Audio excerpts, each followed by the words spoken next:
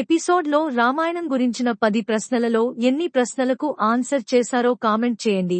ఈ వీడియో కనుక నచ్చినట్టయితే మన ఛానల్ని సబ్స్క్రైబ్ చేసుకుని పక్కనున్న బెల్ బటన్ని నొక్కండి.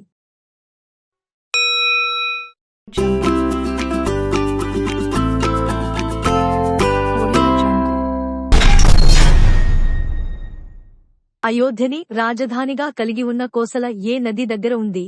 ఏ సరియు నది, బి గంగా నది, సి యమునా నది, డి కృష్ణా నది.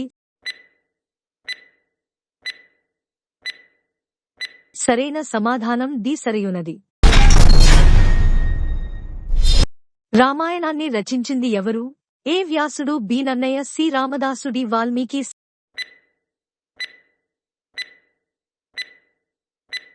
సమాధానం డి వాల్మీకి.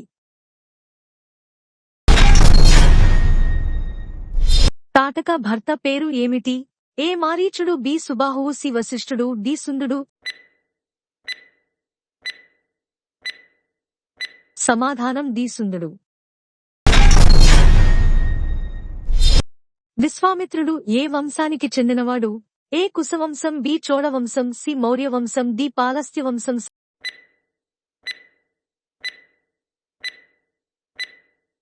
సమాధానం ఏ కుశవంశం. వాలి కొడుకు ఎవరు? A Naludu, B Neeludu, C Angadudu, D Komaludu.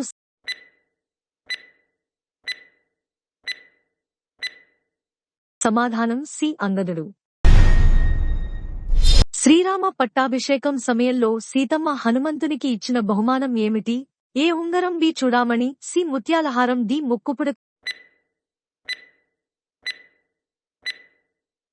సమాధానం సి ముత్యాలహారం. రామాయణంలో హనుమంతుడు సముద్రాన్ని దాటిన ఘట్టం ఏ కాండంలో జరిగింది? A Ayodhyakanda, B Kishkindhakanda, C Aranyakanda, D Sundarakanda.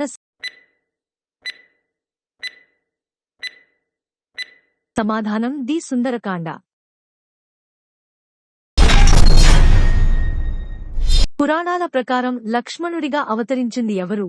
ఏ శివుడు, బి ఆదిశేషుడు, సి విష్ణుమూర్తి, డి బ్రహ్మ. సమాధానం బి ఆదిశేషుడు. మేఘనాథుని ఎవరు వధిస్తారు? ఏ శ్రీరాముడు, బి లక్ష్మణుడు, సి హనుమంతుడు, డి సుగ్రీవుడు. సమాధానం బి లక్ష్మణుడు. నిమి కొడుకు ఎవరు? ఏ మిథి, బి జనకుడు, సి దశరథుడు, డి పరశురాముడు. సమాధానం ఏ మిథి. ఈ ఎపిసోడ్లో మీరు ఎన్ని ప్రశ్నలకు ఆన్సర్ చేశారో కామెంట్ చేయండి.